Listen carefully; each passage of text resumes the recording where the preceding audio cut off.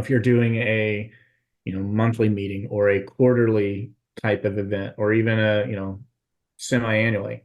Right. Uh, I think if you can kind of tie it with them to get them to feel invested, that if we hit this budget, then you're going to feel that personally, something like that, that can really help to motivate your team. I know from an ownership standpoint, even it's a lot of perception, right? Budgets are, I guess there's two types of budgets. There's the physical budget. Do I have any money left to pay those bills, right?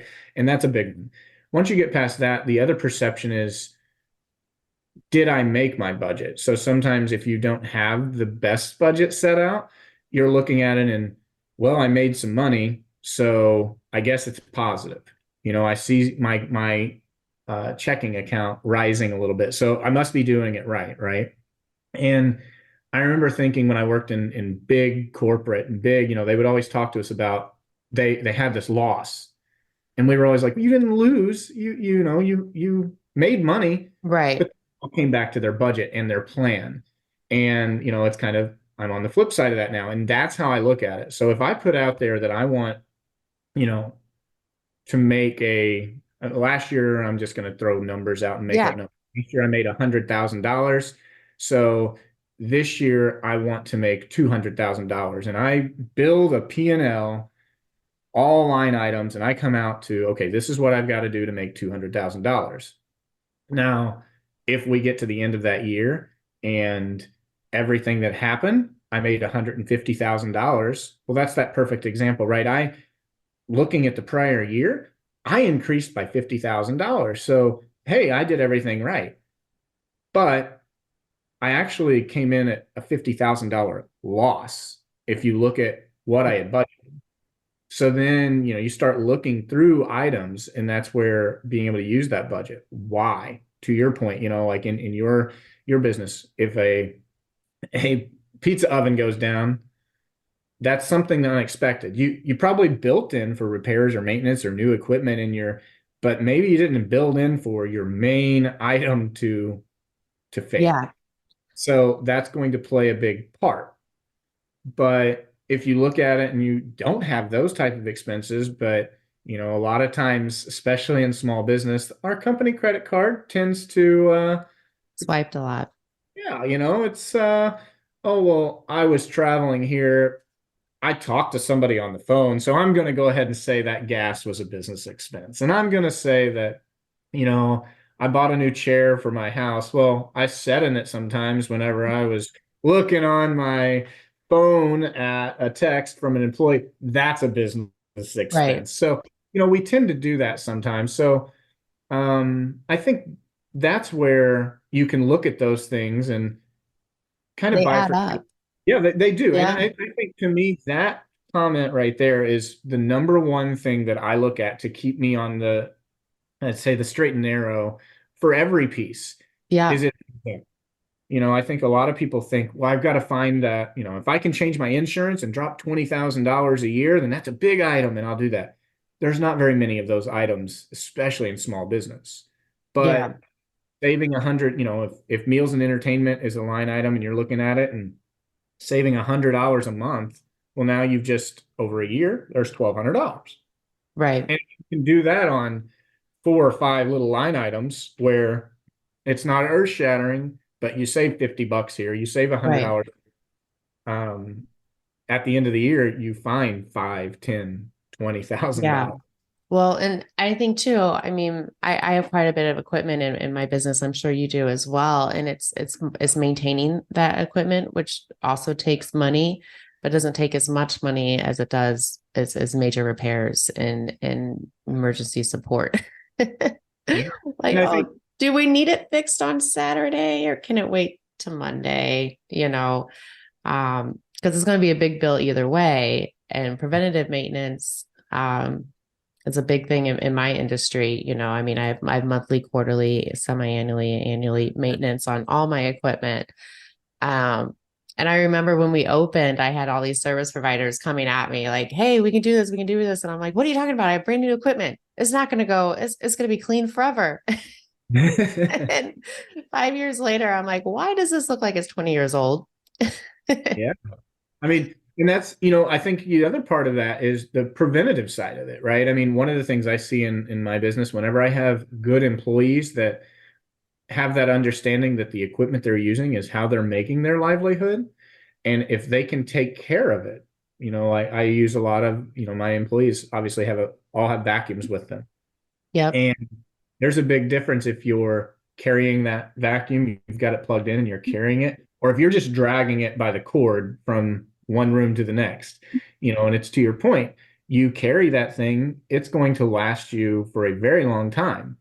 But it could be a brand new machine and you give it one tug on that cord, and the next thing you know, it's shorted out, and they're bringing it in saying, hey, this doesn't work. It doesn't work anymore. I don't know what happened. And, you look at it and you're like, well, I can see the cord stretched.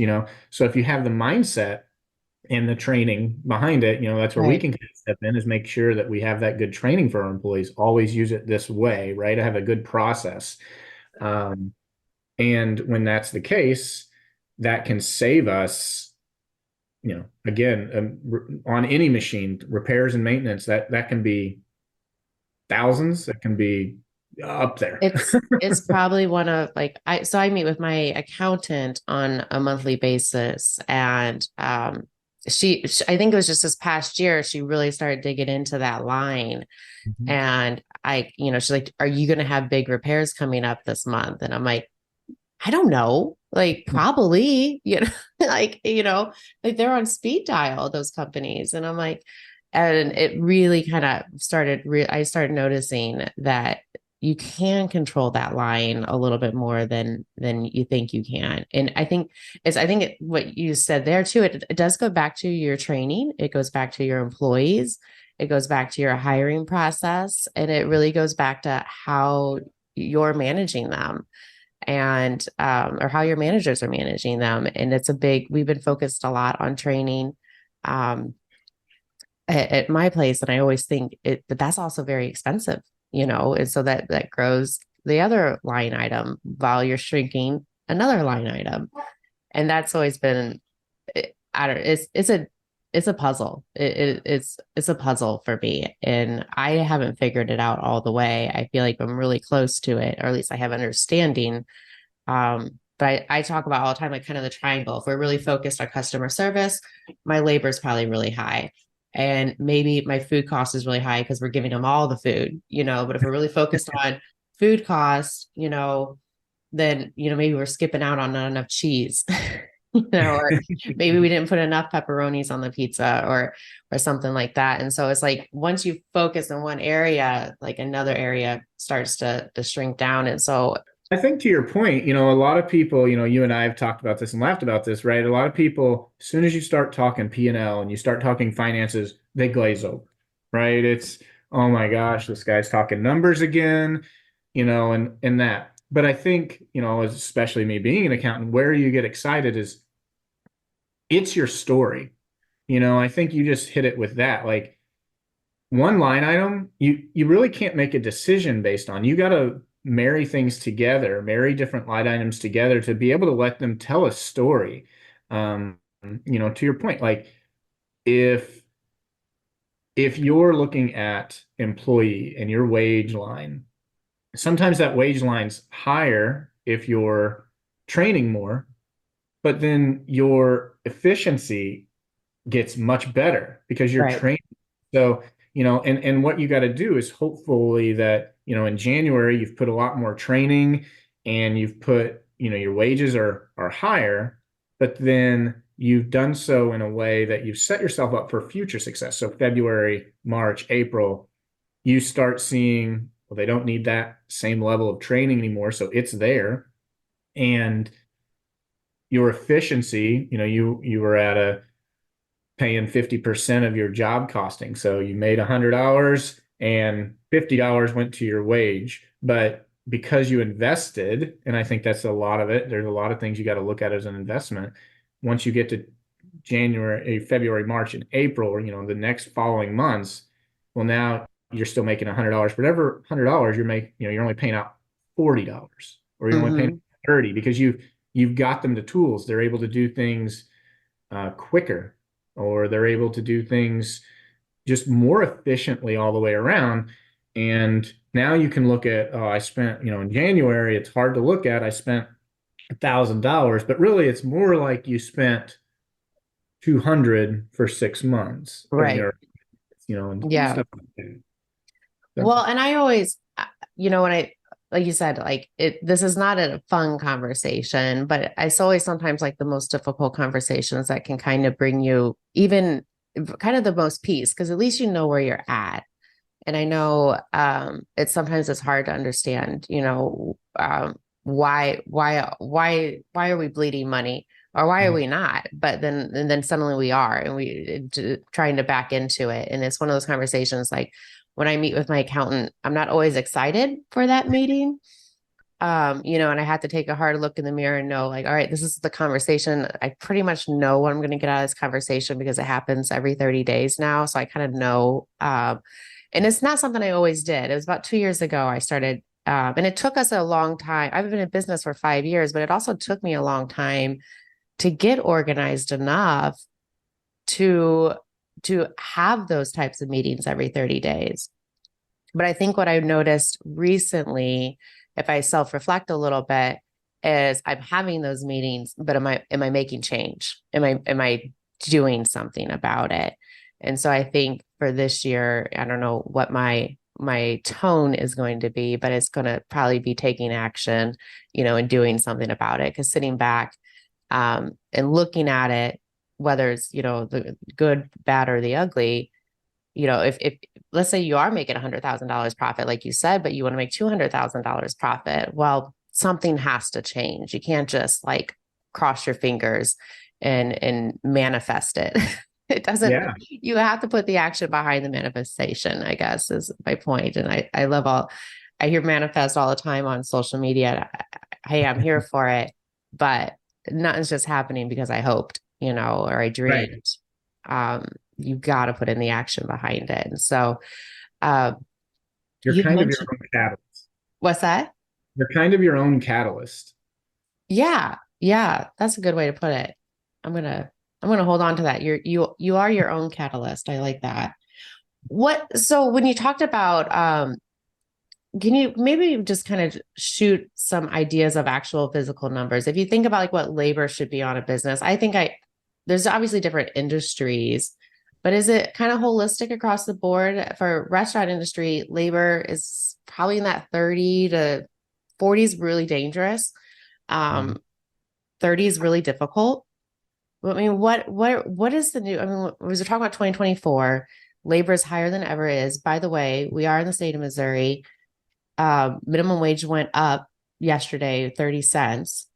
Yep. I think we're at $12.30. Yeah. And to be honest, I didn't even notice it. I mean, I haven't ran payroll yet for yesterday, so it's not a big deal.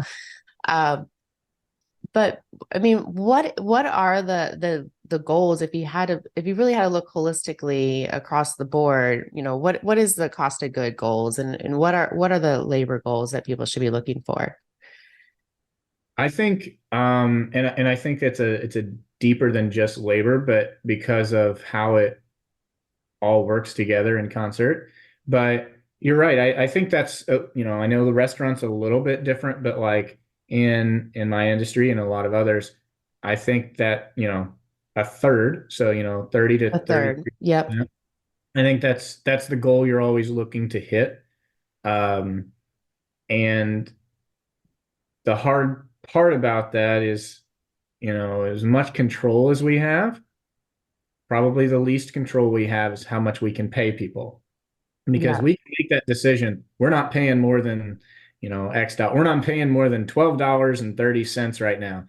And we'll have four employees. Right. And our business can't run on four employees. Well, So, and to that point, I have no employees that make $12.30. They all make more than that. But exactly. it's also the tipped minimum wage, which I don't manage that by any stretch. So I'm like, oh gosh, everybody got a 15-cent raise this year. And I'm like, well, who's paying the labor of going in payroll and Yeah. changing everybody's wages?